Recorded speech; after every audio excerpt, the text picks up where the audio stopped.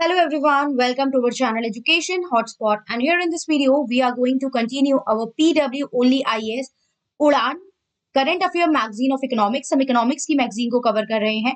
Previous video में थोड़ा सा साउंड का इशू रहा होगा, बट आई होप आज मैंने कुछ सेटिंग में यहाँ पे चेंज करा है एंड आई होप कि ये इशू ना आए। देखिए पहले ट्रायल बेसिस पे मैं एक वीडियो रिकॉर्ड करती हूँ शॉर्ट में कि मुझे पता चल जाए कि ऑडियो इज ओके और नॉट, बट वहां पे चीजें ठीक होती हैं। आई डोंट नो व्हाई कि ये प्रॉब्लम यहाँ पे हो जाती है एंड देयर वाज कोई इस तरीके का इशू भी I am not able to find कि कोई प्रॉपर बड़ा मेजर इशू है, but still hoping for the best कि इस वीडियो में कोई इशू ना आए।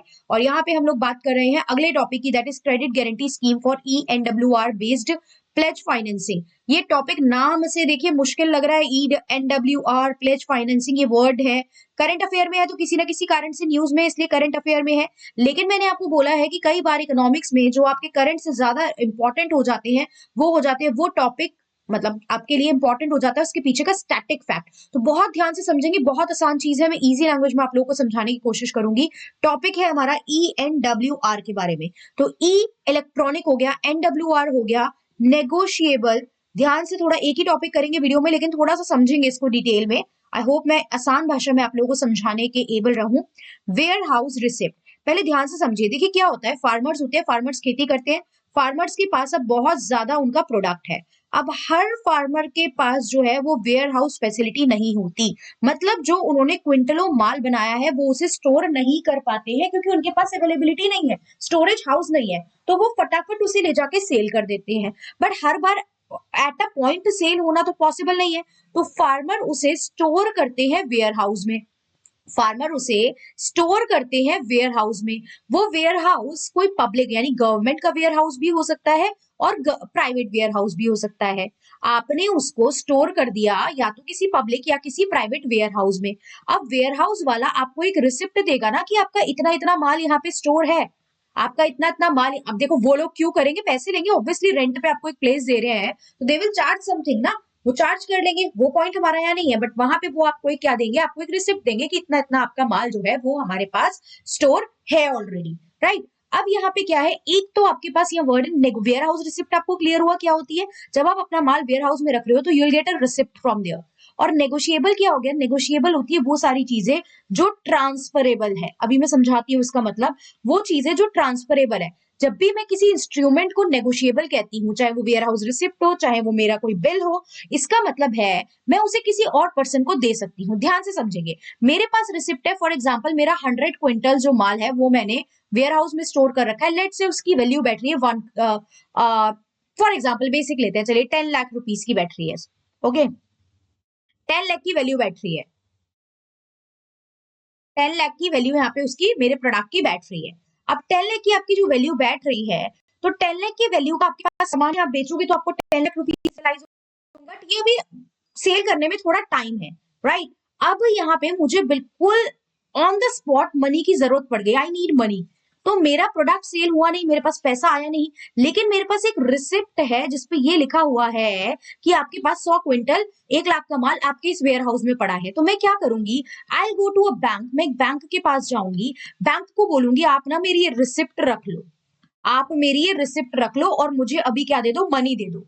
चाहे तो बैंक 10 लाख के बदले मुझे हो सकता है 9,90,000 दे दे, 10,000 रुपए भी काट ले, वो डिफरेंट थिंग है। बट मैं अभी बैंक को दे दूंगी कि आप रिसिप्ट ले लो और मुझे पैसे दे दो। देखिए ऐसा तो है नहीं मैं पैसे लेके गायब हो जाऊंगी आपके, आपके पास मेरी रिसिप्ट है, आप उसको इन केस मैंने पे नहीं करा तो आप उस सामान को बेच के अपना रिकवर कर सकते हो। तो बैंक उसको एज अ जो रिसिप्ट है उसको एज कोलेट्रल, कोलेट्रल मतलब होता है कोई चीज गिरवी रखना, उसको एज कोलेट्रल अपने पास रख के मुझे मनी दे देगा। नहीं जरूरत तो जब टाइम आए वेयर हाउस से निकालो और बेचो, बट अगर जरूरत पड़ गई है तो आप उसको एज अ कोलेट्रल रख सकते हो। आपने उसको क्या करा, बैंक को ट्रांसफर कर दिया, और ट्रांसफर कर पा रहे हो ना, इसका मतलब वो क्या थी, वो नेगोशिएबल वेयर हाउस रिसिप्ट थी। अगर वो नॉन नेगोशिएबल होती तो नॉन नेगोशिएबल में आप उसे क्या कर सकते हो, नॉन नेगोशिएबल में आप उसे ट्रांसफर नहीं कर सकते, नॉन नेगोशिएबल में आप उसे ट्रांसफर नहीं कर सकते, राइट। नॉन नेगोशिएबल में आप उसको बैंक या किसी और पर्सन को नहीं दे सकते हो, वो आपके पास ही रहेगी। अब बैंक को ये रिसिप्ट देने का मतलब ये नहीं है कि बैंक ओनरशिप ले लेगा आपकी प्रोडक्ट पे, नहीं, ओनरशिप नहीं है। ओनरशिप वो तभी क्लेम करेगा, क्लेम ओनली, ओनरशिप तभी क्लेम कर पाएगा when you are not able, जब आप उसके पैसे not able to give the amount, जब आप बैंक को वो अमाउंट नहीं दे पा रहे हो तभी बैंक आपकी क्लेम करेगा। देखिए आपने गाड़ी ली लोन पे, तो बैंक ऐसा थोड़ी है कि गाड़ी मिलती है बैंक कहेगा लाओ मेरे ना, मतलब आप मैंने ये ली है तो ये मेरी ओनरशिप है। कार तो आपके ही नेम पे रहती है। हाँ, ओनरशिप बैंक तब आपसे क्लेम कर लेता है आपकी कार या घर की, जो आपने कोलेटरल रखा है उसकी, जब आपने बैक टू बैक आपकी फेलियर्स हो रही है, you are not able to fulfil the amount, जो ईएमआई का अमाउंट है आप वो पे नहीं कर पा रहे हो। तो नेगोशिएबल वेयर हाउस रिसिप्ट क्या हो गई, ऐसा जो रिसिप्ट है जो इशू कर रहा है वेयर हाउस आपको in return of the goods जो आपने उसके पास स्टोर करे हैं। तो ये ट्रांसफरेबल होती है, ओनरशिप आपकी है, ये भी प्रूफ कर सकते हो कि देखो मैंने इस पर्टिकुलर जगह पे क्या कर रखा है, अपना सामान जो है वो स्टोर करा रखा है, तो वो चीज आपकी है, ओनरशिप प्रूफ है। उसके अलावा इन नेगोशिएबल को देखो, एक तो ट्रांसफरेबल होती है negotiable warehouse receipt, ownership proof की तरह आप इसे यूज कर सकते हो। तीसरा, आप इसे कोलेट्रल भी रख सकते हो। अभी बताया ना लोन के लिए, अगर आपको पैसा चाहिए है तो आपको घर गाड़ी रखने की जरूरत नहीं है, आप ये जो रिसिप्ट है कि मेरा इतना पर्टिकुलर माल उस वेयर हाउस में है, तो आप इसको भी एज अ कोलेट्रल जो है वो रख सकते हो। लेकिन एक शर्त है, देखिए वो वेयर हाउस ऐसा ही कोई आपका गली कोने में किसी ने खोला है वो नहीं होगा। ये शर्त है कि वो जो वेयर हाउस रिसिप्ट आपके पास होनी चाहिए वो इशू करी हो किसी रजिस्टर्ड वेयर हाउस ने, राइट, रजिस्टर्ड वेयर हाउस ने। अगर रजिस्टर्ड वेयर हाउस नहीं है तो वो रिसिप्ट बैंक एक्सेप्ट नहीं करेंगे और आपको लोन नहीं देंगे। और ये जो वेयर हाउस रजिस्टर्ड होते हैं ये कहाँ होते हैं, ये होते हैं वेयर हाउसिंग डेवलपमेंट, ये रजिस्टर होते हैं warehousing development and regulatory authority के अंडर, रेगुलेटरी अथॉरिटी के अंडर, राइट, WDRA के अंडर ये रजिस्टर होते हैं। तो आई होप मैं आपको समझाने में एबल रह पाई हूँ। तो WDRA के अंडर ये रजिस्टर होते हैं, और यही बात, यही वजह से ये करंट अफेयर में न्यूज में है कि हम बात करें कि WDRA का ना, यानी जो रजिस्टर्ड वेयर हाउस है अंडर WDRA, उनके नंबर बढ़ाओ ताकि वो बढ़ेंगे तो एक रजिस्टर्ड वेयर हाउस होंगे, रजिस्टर्ड वेयर हाउस होंगे तो फार्मर वहां पे विद सेफ्टी अपना प्रोडक्ट जो है वो एज अ स्टोर कर पाएंगे, और आगे उसको अगर उन्हें इफ दे रिक्वायर्ड तो वो आगे उस पर लोन भी क्लेम कर पाएंगे। ध्यान से देखिए, union minister of consumer affair and food public distribution ने लॉन्च करी है क्रेडिट गारंटी स्कीम। इसके थ्रू आप क्रेडिट ले पा रहे हो ना, credit guarantee scheme for e negotiable warehouse receipt based pledge financing. देखिए ई नेगोशिएबल मतलब ऑनलाइन भी, आप ऑनलाइन भी आप अपने आप को रजिस्टर करा सकते हो, ऐसा नहीं है फिजिकल फॉर्म में आपको रिसिप्ट मिल रही है, ऑनलाइन रिसिप्ट भी मिल जाती है। प्लेज फाइनेंसिंग क्या होता है, ये वर्ड आप देख रहे हो यहाँ पे, तो प्लेज फाइनेंसिंग भी एक टाइप का लोन है। प्लेज फाइनेंसिंग एक टाइप का लोन है जिसके थ्रू आप पैसा कलेक्ट कर रहे हो आपकी मूवेबल एसेट पे, loan on movable asset. Movable मतलब जो एक जगह से दूसरी जगह मूव हो सकती है, राइट, जैसे कि सामान हो गया मूवेबल। अब लैंड है, लैंड तो मूव नहीं हो सकती ना, लैंड तो इमूवेबल एसेट है, मैं अपना घर उठा के कहीं और शिफ्ट नहीं कर सकती हूँ, लेकिन अपने जो गुड्स हैं, जो स्टॉक है, उनको मैं मूव कर सकती हूँ। तो अगर पूछा जाए प्लेज फाइनेंसिंग, तो ध्यान रखना प्लेज फाइनेंसिंग जो है वो एक लोन है, राइट, एक टाइप ऑफ लोन है जहां पे बोरोवर प्लेज करता है अपनी मूवेबल एसेट को एज कोलेट्रल, अपनी मूवेबल एसेट को वो गिरवी रख रहा है ताकि उसे लोन मिल पाए, राइट, बैंक या फाइनेंशियल इंस्टीट्यूशन से उसे लोन मिल पाए, ये होता है प्लेज फाइनेंसिंग। अब इस स्कीम के बारे में देखते हैं जो ये बात कर रहा है जिस टॉपिक पे। तो इसका ऑब्जेक्टिव क्या है कि पोस्ट हार्वेस्ट लोन आसानी से मिल जाए किसानों को, right, negotiable warehouse receipt के जरिए। और टारगेट कर रहा है कितना, अब ये एग्जाम में डायरेक्टली ऐसे तो नहीं पूछेगा, अगेन कंसेप्ट इंपॉर्टेंट था जो मैंने डिटेल में समझाया, बट ये टारगेट कर रहा है 5.5 लाख करोड़ के लोन जो है नेक्स्ट 10 ईयर में हम प्रोवाइड कर पाए, राइट, अराउंड 1,000 जो करोड़ का लोन है वो इसकी इंप्लीमेंटेशन के लिए जो है वो प्रोवाइड किया, सॉरी स्कीम के लिए इतना अमाउंट जो है वो प्रोवाइड किया गया है। सारे शेड्यूल्ड बैंक जो होते हैं एंड कोऑपरेटिव बैंक होते हैं वो पार्टिसिपेट कर सकते हैं, मतलब जो पर्सन है, फार्मर है, वो यहाँ जा सकता है और इनसे लोन ले सकता है। क्या क्या है यहाँ पे, वेयर हाउस रजिस्ट्रेशन बढ़ाओ, अभी मैंने बताया WDRA warehousing development regulatory authority के अंडर जो वेयर हाउस है उनके नंबर बढ़ाइए, कम से कम 40,000 तक इसको लेके जाइए 1 से 2 साल में। अभी आपके जितने भी वेयर हाउस हैं उनको कम से कम 40,000 कीजिए, ताकि यहाँ पे जो है मतलब किसानों के पास में हो, उनके जो खेत है उनके पास में इस तरीके के आप वेयर हाउस बनाइए ताकि उनको आसानी से जो है बेटर रीच मिल सके और फिर क्रेडिट भी आगे वो क्लेम कर सके। किसानों को अवेयर करो, टेक्नोलॉजी उन तक पहुंचाओ, इस स्कीम को फार्मर्स या स्टेक होल्डर तक पहुंचाओ ताकि जो लेंडिंग प्रोसेस है, उधार देने का प्रोसेस है, जैसे ई किसान उपज निधि के थ्रू, वो थोड़ा सा आसान हो जाए। कौन कौन इसके थ्रू बोरो कर सकते हैं, स्मॉल मार्जिनल फार्मर कर सकते हैं, बिल्कुल, women, SC ST, person with disability, MSME, traders, farmer producer organisation and farmer cooperative, ये सब लोग जो हैं ये जाके वेयर हाउस रिसिप्ट के through, negotiable warehouse receipt के थ्रू लोन क्लेम कर सकते हैं।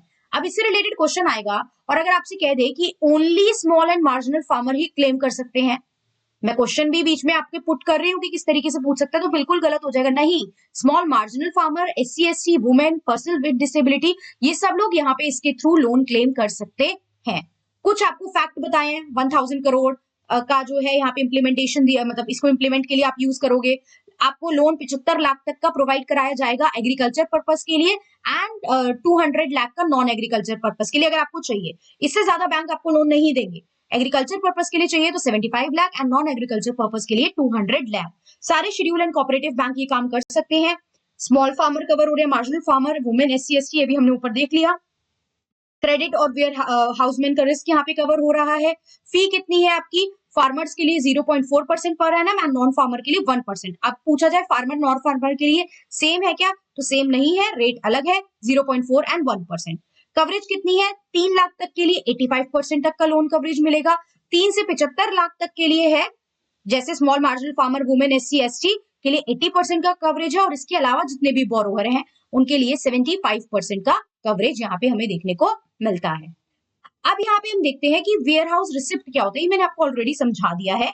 ये जो है वेयर हाउस रिसिप्ट जो है वो लॉन्च किया गया था 2011 में ministry of consumer affairs and food public distribution के थ्रू। यहाँ पे फार्मर जो है वो लोन ले सकता है बैंक से अपनी वेयर हाउस रिसिप्ट को गिरवी रख के, कोलेट्रल रख के, राइट, जो उसकी स्टोर्ड जो भी कमोडिटीज है वहां पे वेयर हाउस में, उस पे वो लोन ले सकता है। नेगोशिएबल रिसिप्ट का मतलब है कि आप जो है, मतलब इसका मतलब क्या है कि आपकी ओनरशिप जो है वो वहां पे ट्रांसफर हो गई है वेयर हाउस में और उसके फिजिकली ओनरशिप ट्रांसफर करे बिना आप बैंक से लोन ले रहे हो। बैंक आपका सामान उठा के नहीं लेके जाएगा अनलेस एंड अनटिल अगर आप फेलियर हो रही है लोन रीपे करने में आपको तो। अब ई वेयर हाउस रिसिप्ट क्या हो गया? ई वर्ड आ गया, मतलब इलेक्ट्रॉनिक।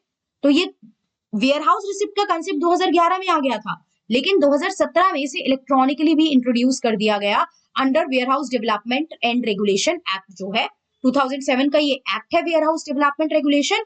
2011 में negotiable warehouse receipt I, 17 में उसको इलेक्ट्रॉनिकली भी यहाँ पे इंट्रोड्यूस कर दिया गया, जिसके थ्रू आप अपनी कमोडिटीज का डिजिटल रिकॉर्ड, ई मतलब इलेक्ट्रॉनिक ना, तो डिजिटल जो है रिकॉर्ड रख सकते हो।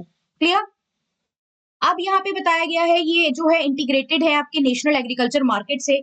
ई नैम की मैं बात करूं तो ई नैम क्या है? ई नैम भी एक तरीके से इलेक्ट्रॉनिक मार्केट है, राइट, जो लॉन्च किया गया था। डिटेल में तो नहीं बात कर रहे हैं, शॉर्ट में बात कर लेते हैं। ई नैम एक इलेक्ट्रॉनिक मार्केट आपको प्रोवाइड कर रहा है, नेशनल एग्रीकल्चर मार्केट, राइट। 2016 में गवर्नमेंट ऑफ इंडिया ने इसको लॉन्च किया था ताकि हम एक यूनिफाइड नेशनल मार्केट, जैसे अलग अलग मंडी में आप सेल करते हो ना, तो हम एक यूनिफाइड नेशनल मार्केट प्रोवाइड कर सके आपको। तो ये सारी चीज यहाँ पे इतना ही जानना है, अभी नाम डिटेल में नहीं कर रहे हैं। फिर इसके बारे में बताया WDRA के बारे में, ये एक स्टैट्यूटरी बॉडी है, ये बताया है उसने, राइट, स्टैट्यूटरी बॉडी है जिसको आपके 2007 के एक्ट के अंडर यहाँ पे बनाया गया था, वर्ल्ड डेवलपमेंट रेगुलेशन एक्ट के अंडर। ये क्या करेगी? रेगुलेट करेगी आपकी वेयर हाउस रिसिप्ट के सिस्टम को। फंक्शन क्या है? वेयर हाउसेस को रेगुलेट करना, साइंटिफिक स्टोरेज प्रैक्टिसेस को प्रमोट करना, सप्लाई चेन किस तरीके से उस वो प्रोडक्ट जो है वो आगे तक पहुंच रहा है, उस सप्लाई चेन की एफिशिएंसी को प्रमोट करने की बात करना। आई होप टॉपिक समझ में आया होगा। इनकेस कोई डाउट है तो आप कमेंट कर सकते हैं, आई ट्राई कि मैं उसको क्लियर करूं। अगला टॉपिक देखिए, मैं डिटेल में नहीं समझा रही हूँ, reason is global multi dimensional poverty index. ये मैंने आप लोगों को जो सोशल जस्टिस के करंट अफेयर पढ़ाए हैं वहां पे मैंने डिटेल में ये टॉपिक पढ़ाया है, global multi dimensional poverty and about multi dimensional poverty. दोनों के जो पैरामीटर्स होते हैं उनमें क्या अंतर है, कौन से पैरामीटर किसमें ज्यादा है, ये सारी बात मैंने बताई है। ये क्यों न्यूज में है, रिलीज हुआ है ये 17 अक्टूबर 2024 को। क्या इसकी की फाइंडिंग है, कितने लोग जो है, कौन कौन सी कंट्री जो है वो पॉवर्टी में आती है, ये सारी बात मैंने ऑलरेडी की है। अराउंड 112 कंट्रीज की यहाँ पे बात की गई है, बहुत डिटेल में सोशल जस्टिस में बताया है, तो please do watch that video अगर किसी ने नहीं देखी है। 3 कंपोनेंट है, health, education and standard of living. Health में न्यूट्रिशन एंड चाइल्ड मोर्टालिटी जाता है, एजुकेशन में year of schooling and school attendance, standard of living में housing, assets, cooking fuel, sanitation, drinking water and electricity, right. तो ये देखना है आपको, रिलीज करता है यहाँ पे, मेंशन है यहाँ पे ऑलरेडी, वहां डिटेल में हमने देखा है कि ये 2010 में लॉन्च किया गया था, जिसको OPHI, Oxford poverty and human development initiative along with UNDP जो है वो इसको लॉन्च करता है। आपको पता है इस तरीके से इंडेक्सेस से क्वेश्चन आ जाते हैं, स्टैटिक क्वेश्चन आ जाते हैं, कौन लॉन्च करता है, कौन रिलीज करता है, पैरामीटर्स क्या है, सब पैरामीटर्स क्या है। So please do watch that social justice current affair video, जिसमें मैंने global and national multi dimensional poverty के बारे में डिटेल में बात की है। अब अगली वीडियो में हम लोग प्रेस्टन कर्व से स्टार्ट करेंगे। आई होप यहाँ तक चीजें क्लियर हो गई है and hopping for the best कि साउंड इशू ना रहे और चीजें आप तक बेटर डिलीवर हो और चीजें समझ में आए। So that's all for this video. See you in the next video with the further topic. Till then आप ये सीरीज फॉलो कीजिए, प्लस जो मैंने यहाँ पे आप लोगों का स्टैटिक इको भी स्टार्ट करा है, जिसमें बहुत छोटे छोटे कंसेप्ट के थ्रू मैं आपको इको में आगे बढ़ रहे हैं हम लोग बेबी स्टेप लेके, सो दैट जो बिल्कुल नए हैं इस सब्जेक्ट के लिए वो लोग भी इस सब्जेक्ट को आसानी से कवर कर सके। तो स्टैटिक इको वाली वीडियोस भी आप लोग फॉलो कर सकते हैं। So that's all, thank you everyone, see you in the next video.